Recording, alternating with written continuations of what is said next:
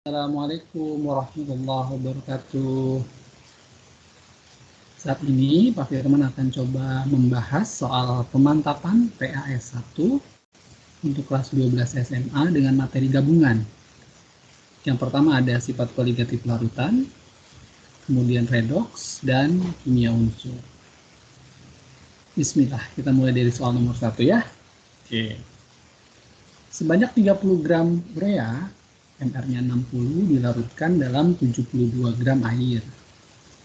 Jika tekanan uap air pada suhu 20 derajat Celcius adalah 22,5 mmHg, maka tekanan uap larutan pada suhu tersebut adalah, ini soal yang cukup sering keluar ya. Nah, untuk menjawabnya sangat mudah. Kita lihat pertanyaannya saja coba. Kalau kita lihat pertanyaannya, yang ditanya pada soal adalah tekanan uap larutan.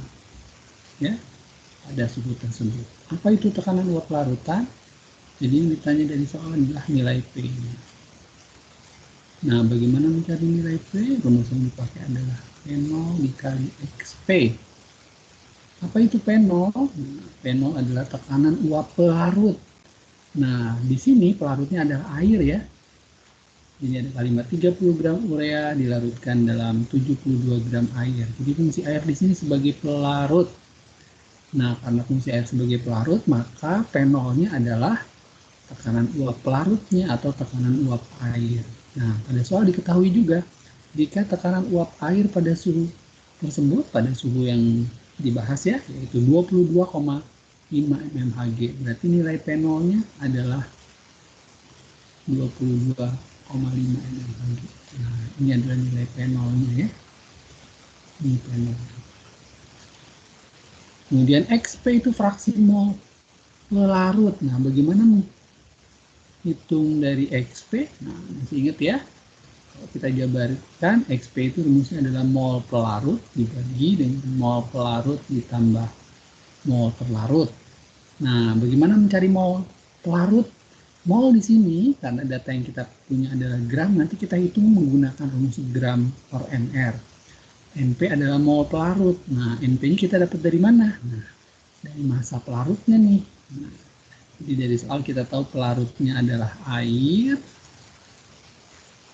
di mana di air ini diketahui massanya adalah 72 gram ya, dengan MR 18, maka mol pelarutnya kita bisa dapat dari sini. Nah, rumusnya tinggal gram dibagi MR ya, dapat 4. Sementara NT itu mol terlarut. Nah, terlarutnya siapa? Terlarutnya adalah urea. Diketahui massanya adalah 30 gram dan MR-nya adalah 60. Maka mol terlarutnya adalah 30 dibagi 60 ya. Sama dengan setengah mol ya. Atau 0,5 mol. Nah, setelah itu tinggal dimasukin dong ke sini, Pak. Betul. Yuk, P0-nya masuk ya. 22,5 dikali N pelarutnya ini 4 dibagi 4 ditambah. Nah, setengahnya kita bikin 0,5 saja ya. Karena di sini sudah desimal, maka lebih baik kita tulis dengan desimal juga. Kita hitung ya. 4 per 4,5. Nah, 22,5 dibagi 4,5 tuh bisa ya, bisa kita sederhanakan di sini. Ini 5, nah tinggal 5 kali 4 deh. 5 kali 4 berapa? 20 mmHg. Jadi satuan P-nya akan sama dengan satuan P0-nya. Oke, jadi jawabannya adalah D. Oke, alhamdulillah. Semoga bisa dipahami ya. Oke. Sekarang kita lanjut ke soal nomor 2. Nomor 2, jika diketahui titik beku asam asetat adalah 15,6 derajat Celcius dan titik beku molalnya adalah 3,6 derajat Celcius per molal, maka titik beku larutan 32 gram belerang, ya, rumusnya adalah S8 dalam 125 gram asam asetat adalah, wah di sini pelarutnya bukan air Pak, betul. Nah, di kalimat terakhir nih, yang ditanya adalah titik beku larutan. Yang ditanya adalah titik beku larutan. Apa itu titik beku larutan? Nah, Titik beku larutan itu lambangnya adalah TF ya. Jadi ini ditanya dari soal juga TF ini berapa. Nah, TF nanti bisa kita hitung menggunakan rumus TF 0 dikurangi delta TF. TF0 ini titik beku pelarut. Nah, siapa pelarutnya di soal ini? Kalau kita baca, titik beku larutan 32 gram belerang dalam 125 gram asam asetat. Jadi fungsi asam asetat di sini adalah sebagai pelarut ya. Nah, ini asam asetat di sini fungsinya sebagai pelarut. Sementara belerangnya adalah zat pelarut ya.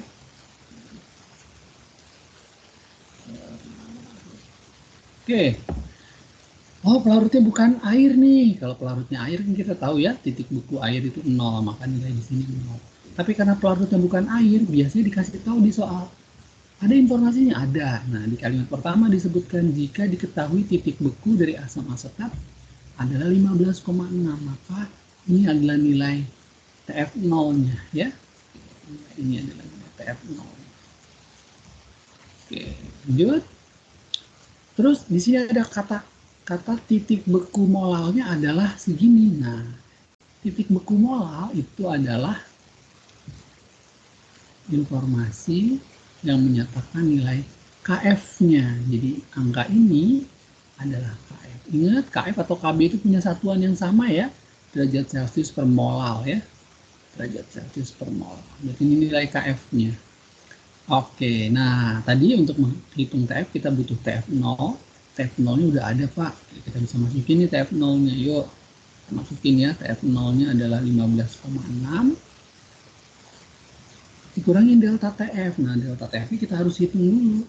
Pakai rumus apa? Delta TF KF dikali molalitas ya, M kecil. KF dikali molalitas itu adalah gram zat terlarut dibagi dengan MR-nya, MR zat terlarutnya ya, dikali 1000 per massa pelarut atau gram pelarut. Kita masukin sekarang KF-nya yuk. Berapa KF-nya nih di soal? KF-nya ada 3,6, gram zat terlarutnya ini 32 per MR-nya. ARS dikasih tahu 32.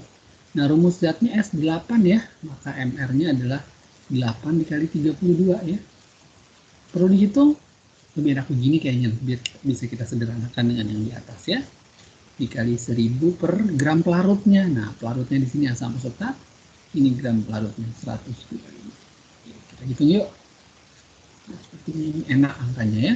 Oke, kita coba ya. Bismillah. 32-nya bisa kita coret.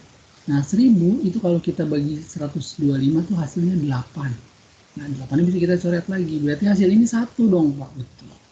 Maka nilai dari delta TF-nya adalah 3,6 derajat Celcius. Nah, angka ini kita masukin ke sini sekarang. 3,6. Ini hasilnya 12 derajat Celcius. C. Oke, semoga bisa paham ya. Insya Allah mudah ini. Ya, asal tahu poin-poinnya apa saja ya. Oke, kita lanjut ke soal nomor 3. Oke, kita baca ya. Larutan 0,5 molal suatu elektrolit terner dalam air membeku pada suhu minus 2,43 derajat Celcius. Jika KF air 1,8 derajat Celcius per molar, elektrolit tersebut terionisasi sebesar berapa persen? Nah, yang ditanya persen ionisasi. Persen ionisasi itu biasanya kalau dalam proses perhitungan kita menyebutnya dengan alfa ya. Terionisasi sebesar berapa persen. Jadi yang ditanya di soal adalah alfanya berapa. Nah, oh, berarti dia elektrolit dong. Iya, disebut tuh di soal ya. Ada kata elektrolit terner, apa artinya nih? Nah, elektrolit terner artinya kita dapat mengambil sebuah kesimpulan, oh, jumlah ionnya sama dengan 3 ya. Terus dari soal molalitas dari larutannya sudah ada, kemudian titik bekunya juga sudah ada. Berarti dari soal kita tahu ya, TF-nya, titik bukunya adalah minus 2,43 derajat Celcius. Pelarutnya air, ingat kalau pelarutnya air, TF0-nya adalah 0 ya. Tadi kita punya rumus di atas ya. Kalau TF0-nya 0, maka TF dan delta TF pun nilainya sama.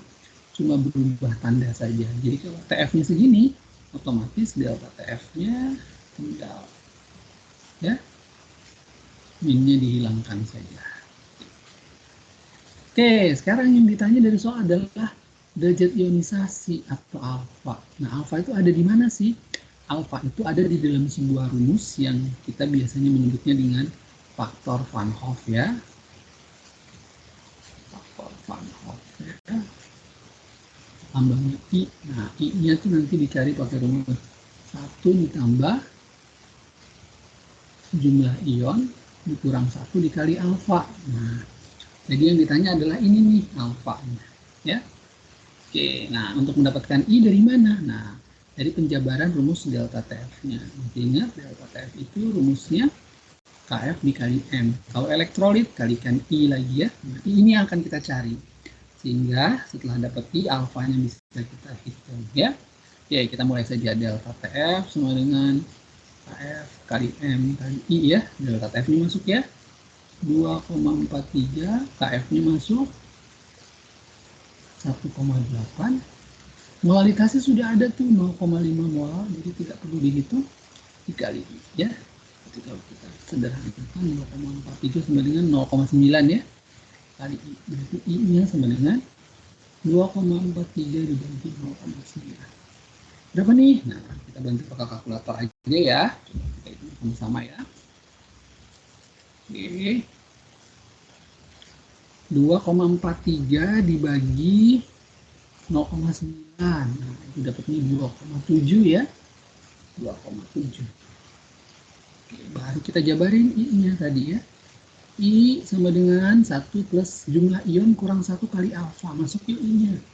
2,7 sama dengan 1 ditambah jumlah ionnya tadi 3 dikurang 1 dikali alfa. 2,7 sama dengan 1 ditambah 3 kurang 1, 2. 2 kali alfa, 2 alfa. Ingat, 1 tambah 2 alfa itu bukan 3 alfa ya. Ya tetap 1 plus 2 alfa. Nah, satunya kita pindah ruas jadi 1,7 sama dengan 2 alfa, maka alfanya sama dengan 1,7 dibagi 2, 0,85 atau 85% ya. Jadi jawabannya adalah C. Oke, alhamdulillah. Gimana, bisa dipahami? Oke, insya Allah bisa ya. Kita lanjut ke soal nomor 4. Sebanyak 400 ml larutan yang mengandung X mol MgOH2 dalam air yang terionisasi 75% memiliki tekanan osmotik 12,3 atm pada suhu 27 derajat Celcius. Yang ditanya nilai X-nya. Di sini apa sih yang diketahui dari soal? Oh, ada MgOH2 di elektrolit ya. Elektrolit, jangan lupa keterangan elektrolitnya juga bisa didukung dengan ada informasi terionisasi 75%, berarti ini alfanya ya. Oke, nah MgOH2 juga kita bisa hitung jumlah ionnya. Berapa jumlah ionnya? Ada 3 dari 1 Mg dan 2 OH. Kemudian soalnya berkaitan dengan tekanan osmotik. Jadi tekanan osmotiknya yang diketahui 12,3 atm. Masih ingat rumus tekanan osmotik? Insya Allah masih ya. Dan osmotik rumusnya Pi molaritas dikali tetapan R ya, dikali suhu atau temperatur dalam Kelvin nih dikali I. Nah, yang ditanya dari soal adalah molnya. Nah, molnya ada di sini nih. Nah, kalau kita jabarin lagi, X itu rumus dasarnya. Kalau molaritas ya, itu bisa kita ganti jadi gram zat terlarut dibagi MR-nya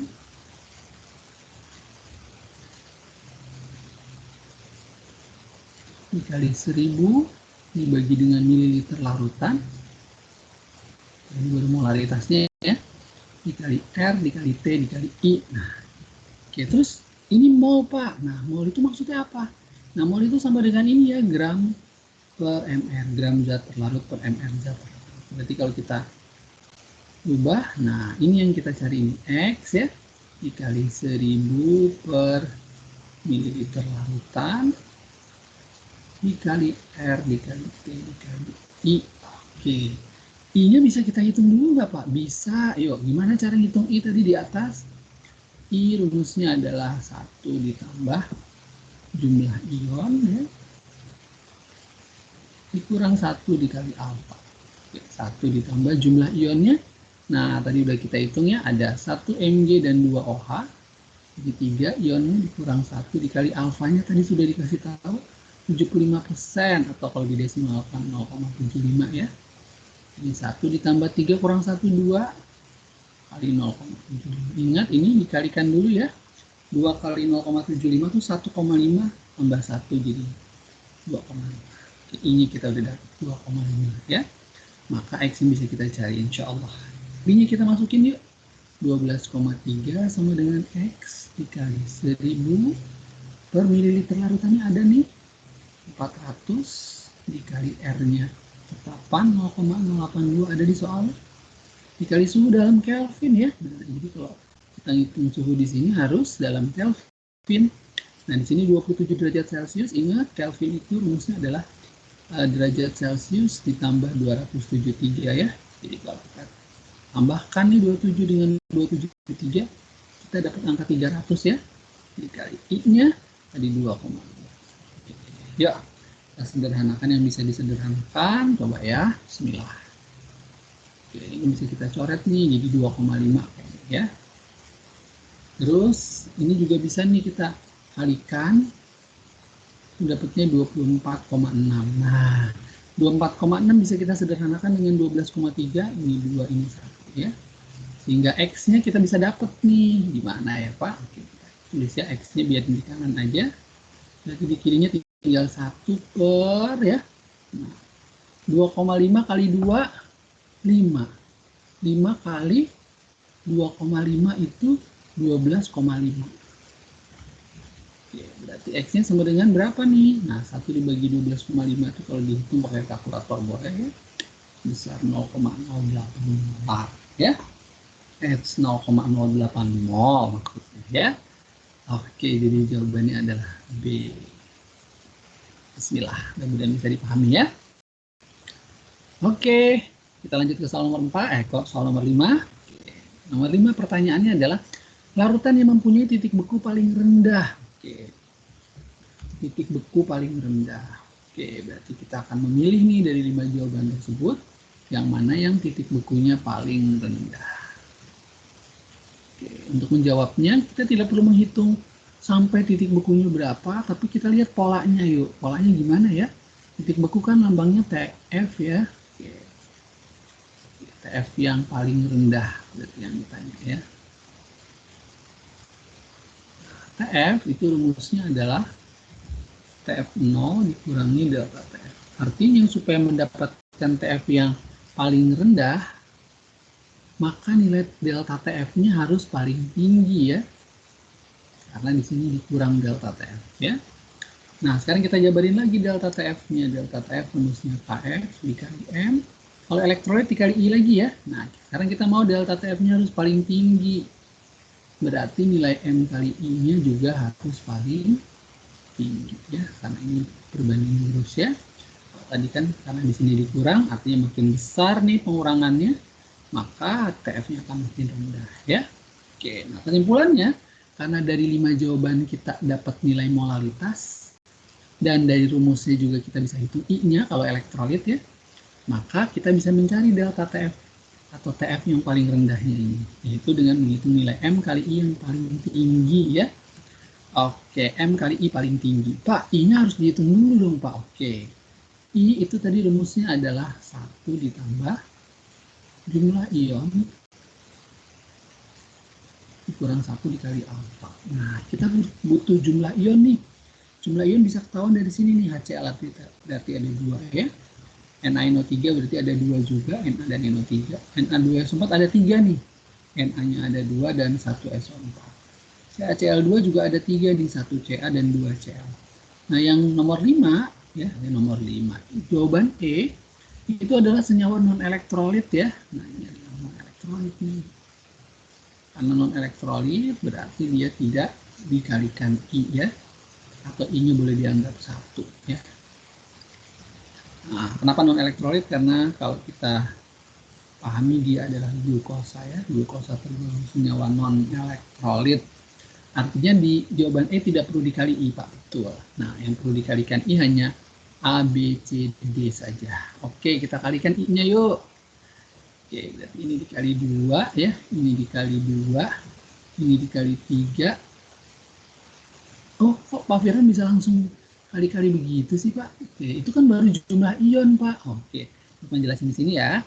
Nah, dari soal kita tidak punya data alfa ya. Nah, kalau tidak punya data alfa, maka kita bisa asumsikan alfanya 1. Nah, sekarang jika alfanya sama dengan 1, maka nilai I-nya itu akan sama dengan jumlah ionnya. Oh gitu Pak, kita buktikan saja secara matematik. Alfanya 1 nih. Berarti kan 1 ditambah jumlah ion min 1 kali 1 ya sama dengan jumlah ion min 1, ini tidak berubah ya. 1 ditambah jumlah ion dikurang 1, satunya habis dong ya. Berarti nanti I-nya akan sama dengan jumlah ion. Jadi kalau alfanya sama dengan 1, maka I-nya akan sama dengan jumlah ionnya. Kayak Pak Firman di sini langsung nih kali 2 karena jumlah ionnya 2. Kali 2 karena jumlah ionnya 2. Kali 3 karena jumlah ionnya 3, ada 2 Na dan 1 SO4. Yang D pun kali 3 ya, karena ada 3 ion, 1 Ca dan 2 Cl. Ini dikalikan 3 ya. Oke, sudah ya. Nah, sekarang kita tinggal hitung hasilnya berapa. Ini 1, ini 0,4, ini 0,6, yang ini 1,2. Nah, tadi kita mau yang nilai M kali I-nya paling tinggi ya. Nah, mana nih yang paling tinggi? Nah, yang paling tinggi atau paling besar ada di jawaban D. Jadi jawabannya adalah Oke, bismillah. Semoga bisa dipahami ya. Mudah insya Allah ya. Kita lanjut ke soal nomor 6 ya. Oke, nomor 6 sudah berganti bab. Di sini ditanya, pada persamaan reaksi redoks ini, setelah reaksi disetarakan, perbandingan koefisien Ki dan H2O-nya berapa? Nah, untuk menyetarakannya, karena reaksinya molekuler, maka kita bisa menggunakan cara Bilox ya. Oke, cara Bilox yang lebih simpel untuk reaksi yang molekuler seperti ini. Oke, gimana cara menyetarakannya? Yuk, kita kerjain sama-sama ya. Bismillah. Oke, saja.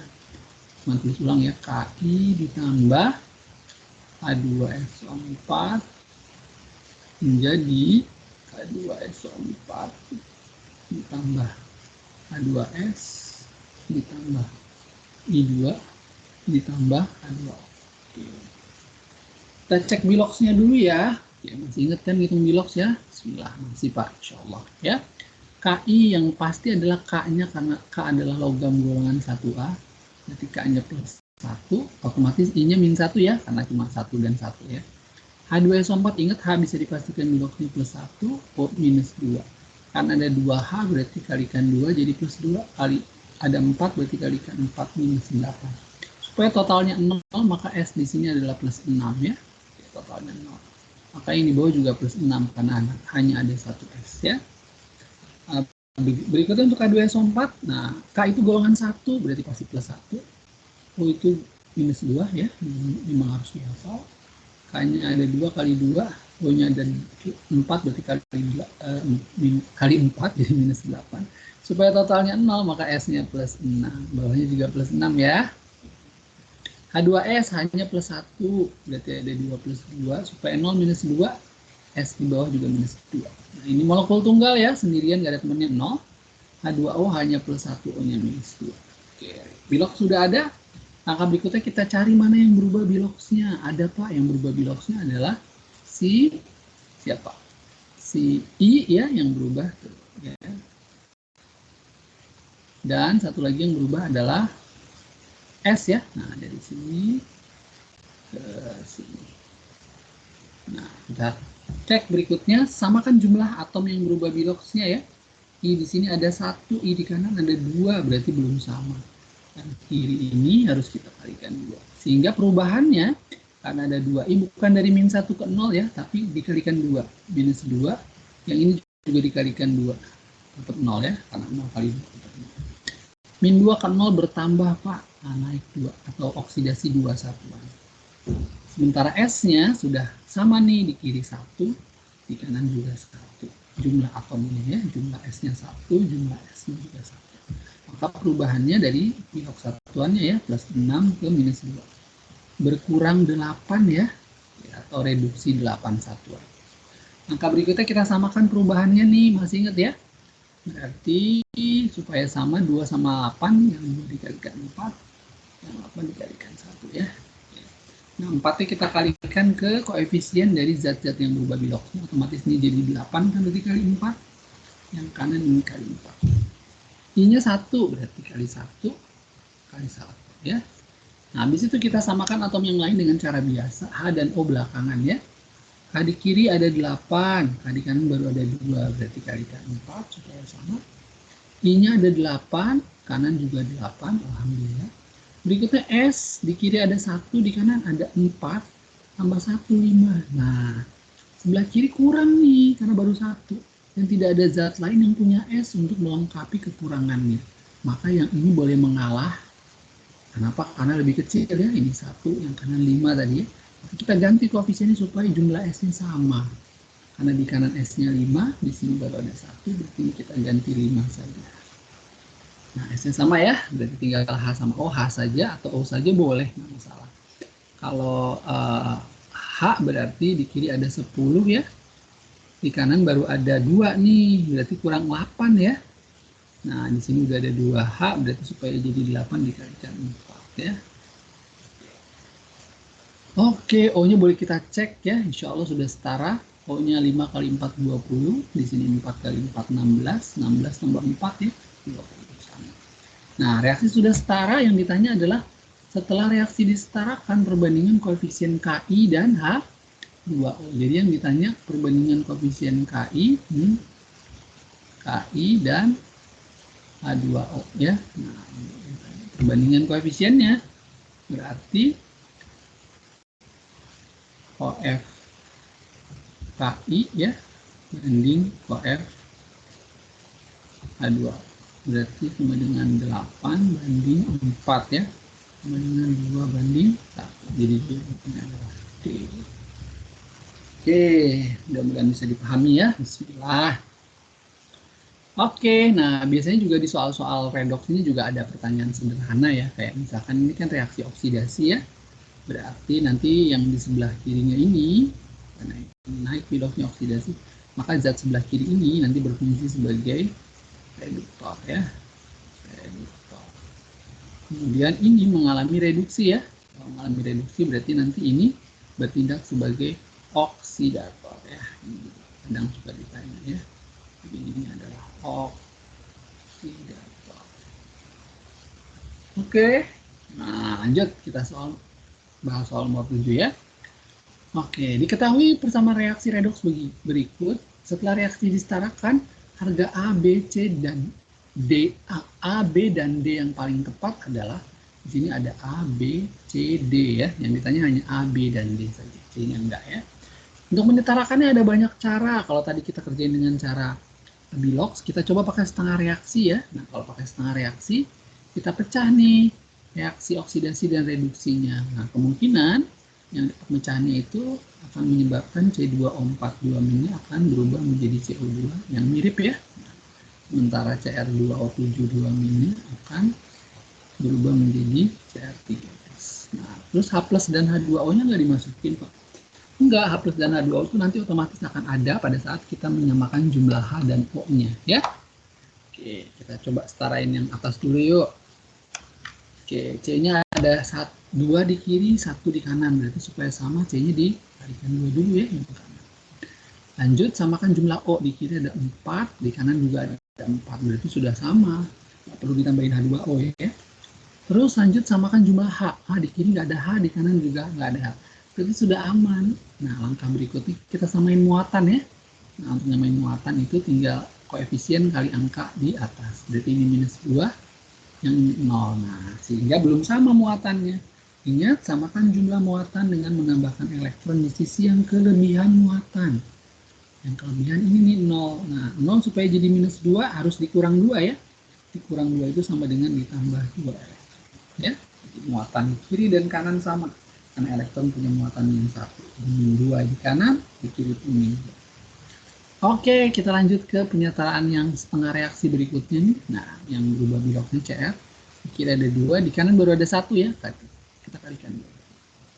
Habis itu samain O-nya, di kiri ada 7O, di kanan nggak ada O, berarti di kanan ditambahin 7H2O. Habis itu samain H-nya, di kanan ada 14H ya, di kiri nggak ada. Maka di sini ditambahin 14H plus ya. Terakhir kita samain muatan yuk. Oke, coba ya.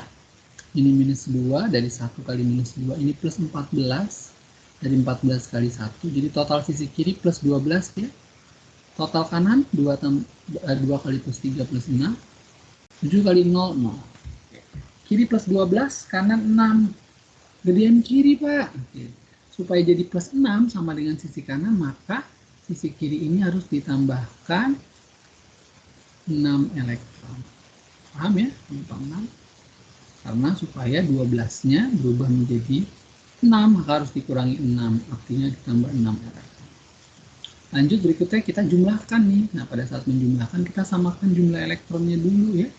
Di sini ada 2 elektron, di sini ada 6 elektron. Maka yang 2 dikali 3, yang 6 cukup dikali 1. Hasil akhirnya menjadi 3C2O4 2- ya, ditambah Cr2O7 2- ditambah 14H plus menjadi 6CO2 ditambah 2Cr3 plus ditambah 7H2.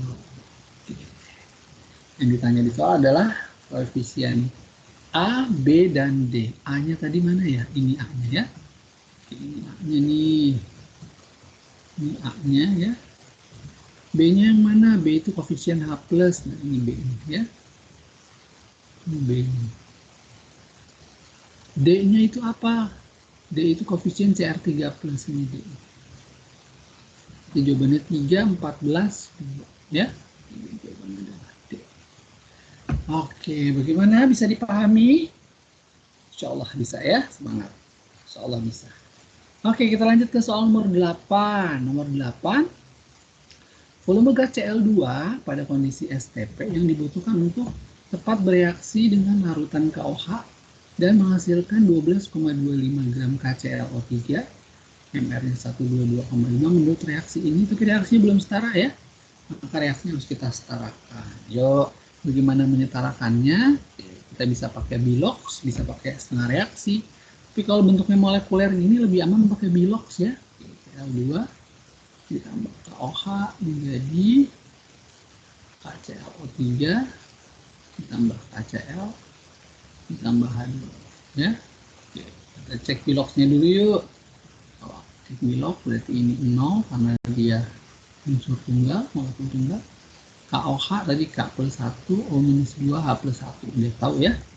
Nah, ini K plus 1, O nya minus 2, kalikan di atas, ini minus 6, berarti Cl plus 5 ya. Oke. KCl K plus 1, Cl minus 1, H2O H plus 1, O minus 2. Nah, yang berubah biloxnya apa nih? Cl, Pak. Oke. Tapi ada banyak yang berubah, Pak. Yang pertama Cl ini ke sini, dia naik ya. Satu lagi ke sini. Nah, reaksi ini kita mengenalnya satu naik, satu turun disebut dengan reaksi autoredox ya. Nah, untuk menyetarakan yang supaya simpel, karena di tempat yang sama, boleh nggak sih Pak, biar proses perhitungannya mirip dengan yang sudah kita pahami di awal. Yang ini berarti kita ganti saja nih, maksudnya diganti, ditambahkan 1 Cl2 lagi. Ya, jadi kita tulisnya begini. Nah, enak ya, sama seperti soal sebelumnya. Oke, lanjut berikutnya. Kita samakan jumlah Cl-nya ya untuk setiap perubahan. Cl di kiri ada 2, di kanan baru 1, berarti dikali 2. Sehingga perubahannya, ingat ada 2 Cl ya. 2 kali 0 tetap 0, 2 kali plus 5 jadi plus 10. Berarti di sini bertambah 10 atau oksidasi 10. Sementara Cl berikutnya lagi, di kiri ada 2, di kanan baru ada 1 kali 2 ya. Sehingga berubahnya 0 kali 2 tetap 0. Min 1 kali 2 jadi minus 2, berkurang 2 ya. Nah, samakan yuk, 10 sama 2 KPK-nya 10 ya, yang 10 dikalikan 1, yang 2-nya dikalikan 5. Nah, hasil akhirnya menjadi ini 5 ya, Pak Firman tulis angka-angkanya ya. Ini jadi 5, ini jadi 1 ya, ini kali 5 jadi 10, ini kali 1 tetap ya, nggak berubah. Nah, sekarang 5Cl2 dengan 1Cl2-nya nanti bisa nggak Pak digabung saja nih ya. Ini nanti kita gabung, kita tulis menjadi 6Cl2 ya. Oke, kita punya 6Cl2, kemudian KOH menjadi 2KClO3 ditambah 10KCl ditambah H2O. Belum setara sih sebenarnya ya. Tapi kalau dilihat dari soal yang diketahui KClO3 ya, yang ditanya adalah volume Cl2. Nah, KClO3-nya udah ada koefisiennya, Cl-nya juga udah ada koefisien. Sebenarnya bisa langsung ya. Tapi kita harus setarain yang lengkap dong Pak, nggak sebagian-sebagian. Oke, Cl-nya di kiri ada 12 tadi, kanan juga sudah sama. Kita samakan K-nya ya. K di kiri ada 1, K-nya ada 2, berarti ini dikalikan 2 dulu ya. Terus abis K tinggal O sama H ya, kita samain H-nya aja gampang. Ada 2, nah ini juga sudah. O-nya insya Allah sudah setara ya. O-nya ada, oke. Oh, salah Pak Firman, K-nya nggak 2 Pak. Di kiri, di kanan ada 2 tambah 10, 12. Hilaf ya. Jadi K-nya ada 12. 2 tambah 10 ya. Habis itu H-nya, nah jadi belum sama ya. Ada 12, kan baru ada 2. Kalikan 6. Cek O-nya yuk. Kiri ada 12, kanan ada 3 kali 2, 6. 6 kali 1, 6. 6 tambah 6, 12. Sama ya. Reaksinya sudah ada. Nah, yang ditanya adalah volume gas Cl2 yang dibutuhkan untuk tepat bereaksi dengan larutan KOH menghasilkan 12,25 gram KClO3. Berarti dari soal kita bisa hitung mol CaCl, mol KClO3-nya dulu ya. Gimana? Mol KClO3. Rumusnya tinggal gram, 12,25 dibagi MR-nya. 122,5. 0,1 mol ya. Nah, itu mol KClO3. Nah, berarti mol Cl2-nya tinggal perbandingan koefisien aja ya. 6 per 2 dikali 0,1 mol.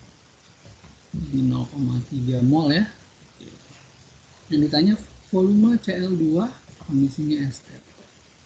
Nah, rumusnya tinggal mol dikalikan 22,4 ya. 0,3 dikali 22,4 sama dengan 6,72 liter. Jadi jawabannya adalah C. Alhamdulillah. Next, berikutnya boleh ya kita bahas. 9.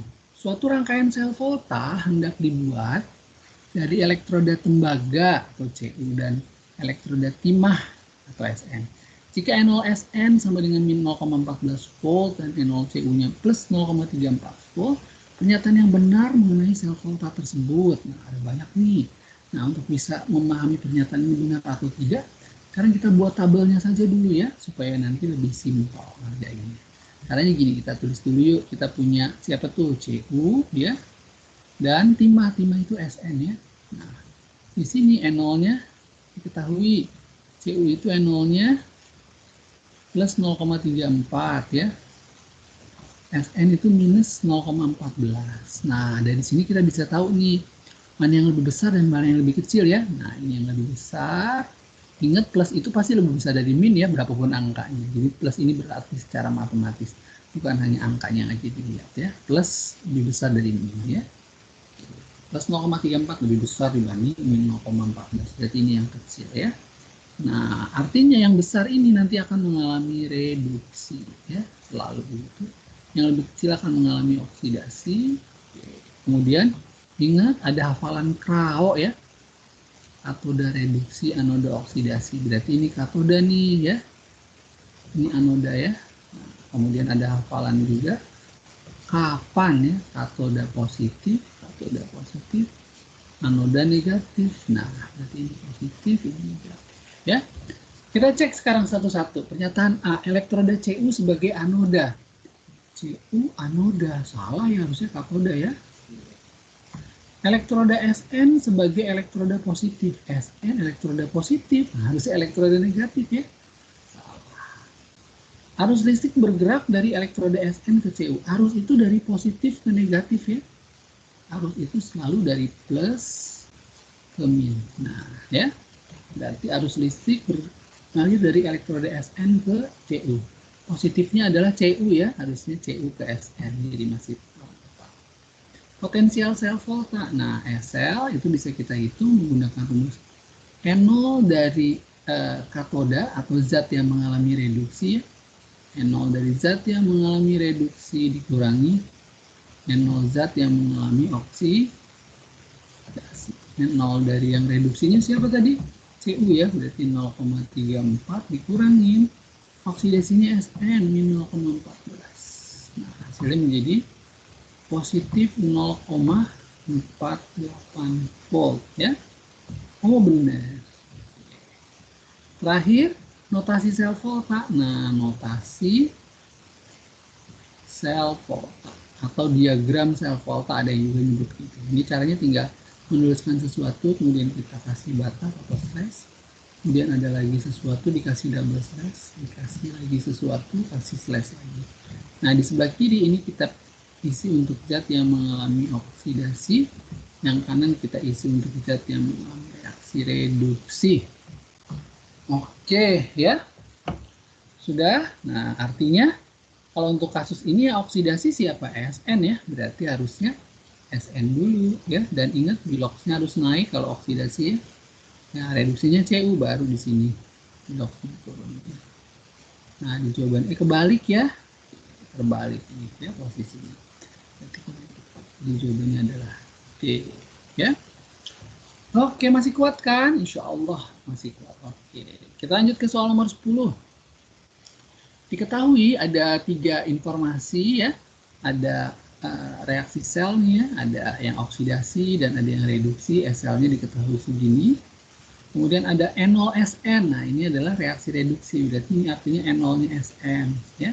Yang ini adalah N0-nya Cu ya. Nah, yang ditanya adalah ini potensial selnya berapa? Oh, kita tinggal hitung aja kan tadi rumusnya udah ada. Sel rumusnya adalah N0 dari zat yang reduksi ya, dikurangi N0 dari zat yang oksidasi. Siapa yang reduksi di soal ini? Coba kita lihat. Yang reduksi adalah si Cu ya, yang biloxnya turun. Berarti N0-nya Cu dikurangin N0-nya yang oksidasi Zn. N0 Cu sudah ada belum? Udah nih, 0,34 volt. N0-nya Zn udah ada belum? Belum ada. Yang ada Sn ya. Nah, bagaimana mencari N0 Zn? Nah, kita bongkar yang atas nih. Nah, ini adalah SL ya. Nah, SL ini nilainya adalah sama dengan N0-nya reduksi, yang reduksi adalah Sn di sini ya, dikurangi N0 Zn. Sehingga kalau dilanjutin angkanya 0,62 sama dengan N0 Sn ini sudah ada di soal tuh. Ini 0,14 dikurangi N0 Zn. N0 Zn ini bisa pindah ruas. N0 Zn-nya berarti sama dengan min 0,14 min lagi 0,62 ya. Jadi jawabannya minus 0,76 volt ya. Oh, belum selesai, ini baru N0Zn-nya saja. Barulah kita masuk ke pertanyaan intinya. Ini ya. Oke. Tadi N0Cu udah ada, N0Zn-nya masukin sekarang minus 0,76. Jadi sama aja 0,34 ditambah 0,76 ya. Jadi jawabannya adalah positif 1,1 volt ya. Jawabannya adalah C. Oke. Bagaimana? Bisa dipahami? Insya Allah bisa ya. Semangat, semangat, semangat. Oke. Next. Nomor 11. Logam S dapat mendesak ion logam T, tetapi tidak dapat mendesak ion logam U. Nah, letak logam S, T, dan U menurut kenaikan nilai potensial reduksinya adalah. Jadi kalau ada kalimat logam S ya, dapat mendesak logam, dapat mendesak ion logam T. Nah, artinya kalau dalam konteks reaksi S ya ditambah T plus gitu ya, karena bentuknya ion, kalau ion logam itu pasti positif. Nah, dapat mendesak berarti terjadi reaksi ya, menjadi S plus gitu ya. S-nya akan naik biloxnya karena tadinya 0, sementara T-nya akan turun bilok. Jadi terjadi reaksi. Nah, di sini reaksinya karena berlangsung, maka nilai SL-nya pasti positif ya. Oke, dari soal kita tahu SL itu rumusnya adalah N0 dari yang mengalami reduksi, yang reduksinya adalah T ya, dikurangi N0 yang oksidasi S. Nah, supaya hasilnya positif, berarti kesimpulannya N0T lebih besar dong dibanding N0S, ya kan? Secara matematik begitu ya. Artinya kalau N0T lebih besar dari S, maka posisi dalam deret voltanya yang lebih besar itu adanya di kanan ya. Berarti posisinya adalah S, kemudian T. Ya, oke, berarti kesimpulannya apa dari soal? Logam S dapat mendesak ion logam T. Berarti yang pertama kita tahu posisinya adalah ST. Ya. Kalimat kedua, tetapi logam S tidak dapat mendesak ion logam U. Kalau dapat mendesak kan berarti SU. Kalau tidak dapat mendesak berarti US ya. Nah, oke, nah kalau udah begini kelihatan dong posisinya. Oh, berarti kesimpulannya adalah posisi dalam deret voltanya, posisi deret voltanya adalah U, S, terus T ya. Tapi di soal yang ditanya adalah urutan si logam UST atau STU ini menurut kenaikan nilai potensial reduksinya. Kenaikan berarti dari N0 yang kecil ke N0 yang besar ya. Nah, kita tahu juga deret volta itu makin ke kanan, N0-nya akan semakin besar ya. Artinya jawabannya adalah ini ya. Kenaikan besar ya, UST. Jawabannya adalah ya. Oke, gimana? Bisa dipahami? Mudah-mudahan bisa ya. Bismillah, kita lanjut yuk ke soal nomor 12. Diberikan beberapa perlakuan ya pada beberapa alat yang mengandung besi dalam kehidupan sehari-hari dalam menghambat proses korosi besi. Ada pipa besi bawah tanah, di sini disebut ditempel dengan logam Mg, listrik dilumuri dengan oli, perhiasan dilakukan pengecetan, rel kereta api dibuat logam campur atau alloy, dan tiang penjaga galangan kapal dilapisi timah. Nah, yang mana yang tepat nih ya pasangan antara contoh alat yang mengandung besi dan perlakuan yang paling efektif. Nah, yang tepat ada di nomor 1. Jadi pipa besi bawah tanah itu untuk memperlambat korosinya biasanya ditempeli logam Mg pada jarak-jarak tertentu. Nama prosesnya adalah proses perlindungan katolik besi ya. Ini prosesnya proses perlindungan katolik besi ya. Jadi satu benar. Tiang listrik ya nggak dilumuri oli ya Kak. Oh, kalau oli orang nggak bisa megang ya, nggak bisa manjat ya. Jadi nomor 2 pasti salah ya. Terus tiang listrik diapain? Biasanya tiang listrik itu dicat ya. Jadi nomor 2 ini pasangannya harusnya ke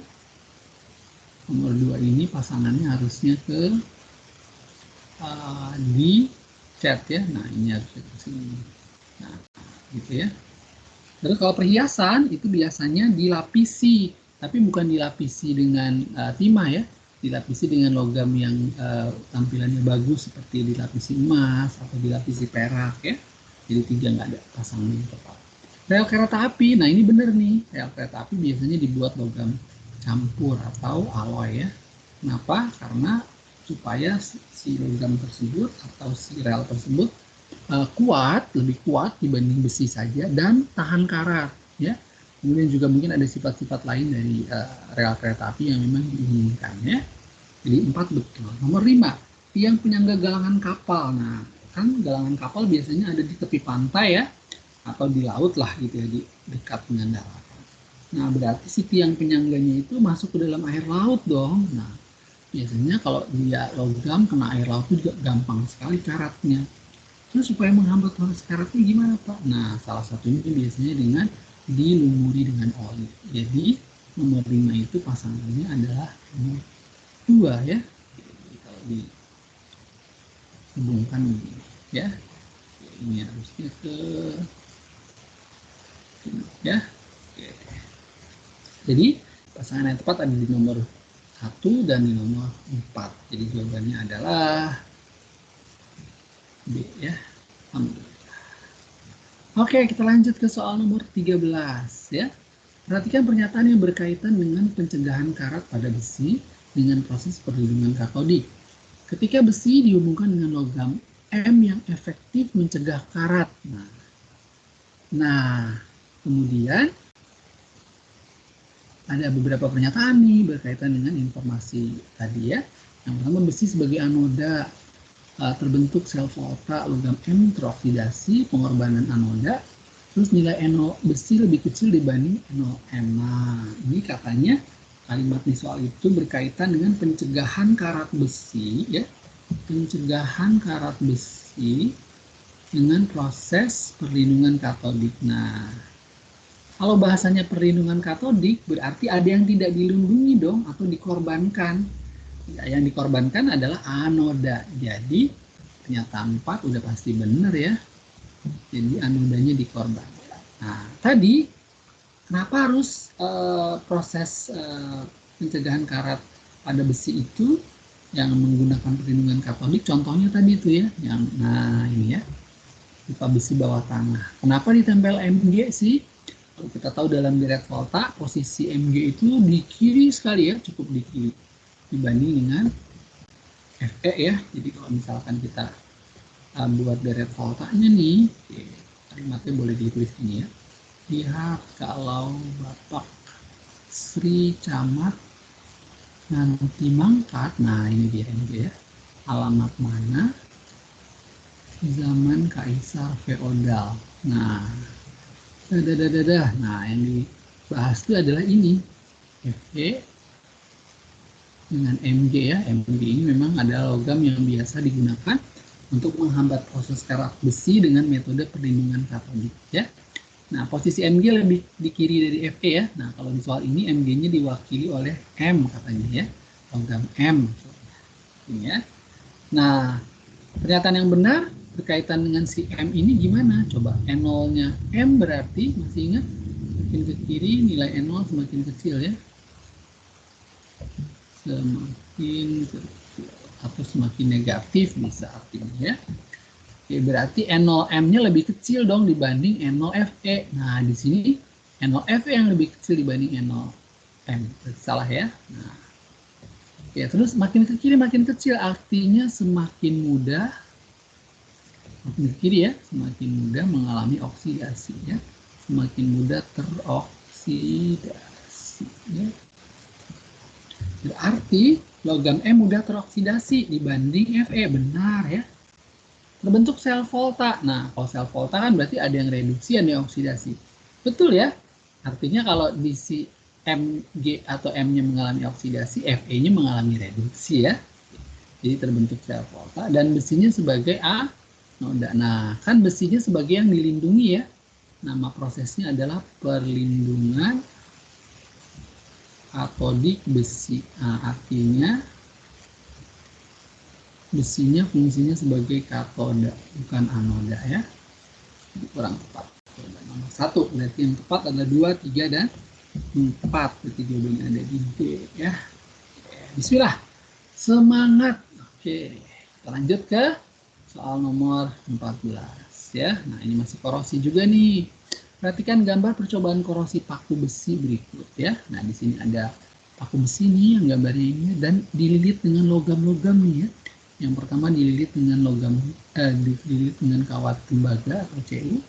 Ini dililit dengan aluminium foil AL ya. Ini dililit dengan ZM. Yang ini dililit dengan MG dan yang ini dililit dengan timah ya. Yang ditanya paku yang paling lambat mengalami korosi. Nah, ini perlindungan katodik juga nih. Artinya besinya ingin dilindungi dari karat. Nah, supaya dia terlindungi dari karat, maka logam yang menempel ini harus lebih gampang karat atau lebih mudah teroksidasi dibanding besi. Artinya dari sini kesimpulannya besinya harus ditempel dengan logam lain ya.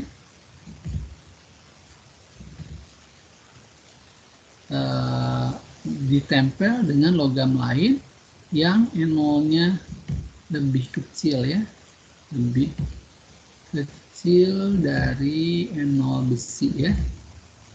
Kan banyak Pak yang lebih kecil daripada NO besi kalau kita lihat dari volta tadi di atas ya. Nah ya, ini kan ada banyak ya. Nah yang dipilih yang mana? Yang paling jauh dari besi, makin jauh seperti Mg dengan Al gitu ya. Mg akan lebih efektif. Kenapa? Mg kan lebih mudah teroksidasi dibanding Al. Artinya Fe-nya lebih terlindungi karena ada salah satu yang lebih mudah teroksidasi dibanding Fe. Ya. Jadi di soal nomor 14 yang dipilih adalah logam yang NO-nya jauh lebih kecil dibanding NO besi. Nah, berarti pakai deret volta aja dong, Pak. Bisa. Yuk kita tulis ulang nih. Lihat kalau Bapak Sri Camat nanti mengangkat alamat mana zaman kaisar feodal ya, company nikah, senang pembagian harta. Nah, nanti ada lanjutannya lagi di sebelah. Berarti yang dipilih adalah yang ada di sebelah kiri Fe ya. Nah, jadi fokusnya ke yang di sebelah kiri Fe. Nah, ini dia ya. Berarti Cu di besi ditempel Cu. Cu nggak ada di sini ya. Adanya di kanan nih. Artinya Fe-nya kan cepat banget karat ya. Karena Cu nggak mudah karat, nggak mudah teroksidasi. Sementara besinya lebih mudah teroksidasi. Berarti di nomor 1 pakunya akan gampang sekali karat. Di nomor 2 ditempel aluminium. Nah, kita punya nih, bisa sih. Tapi apakah aluminium yang paling kiri di antara logam yang lain? Ditempel Zn. Zn di sini. Ya masih menang aluminium ya. Masih lebih efektif aluminium. Kita lanjut lagi. Mg. Nah, Mg lebih di kiri dari Al ya. Berarti ini jauh lebih efektif. Terakhir Sn. Nah, Sn di sini di kanannya Fe ya. Artinya kalau ditempel Sn, yang karat adalah si pakunya. Sn-nya malah aman ya. Karena Sn dan Fe lebih mudah teroksidasi dibanding Sm. Jadi jawaban nomor 14 adalah yang ditempel dengan Mg ya. Jadi jawabannya ada di D ya. Oke, sip. Oke, nah untuk soal nomor 15 dan seterusnya itu udah masuk materi elektrolisis ya. Oke, insya Allah nanti Prof menjelasinnya di part 2 ya. Oke. Ada part 2-nya nanti ya, insya Allah. Oke, biar videonya tidak terlalu panjang ya, dan mudah untuk diputar ulang. Oke, itu saja mungkin yang bisa Pak Men jelaskan untuk hari ini ya. Semoga bisa dipahami dengan baik. Terima kasih. Assalamualaikum warahmatullahi wabarakatuh.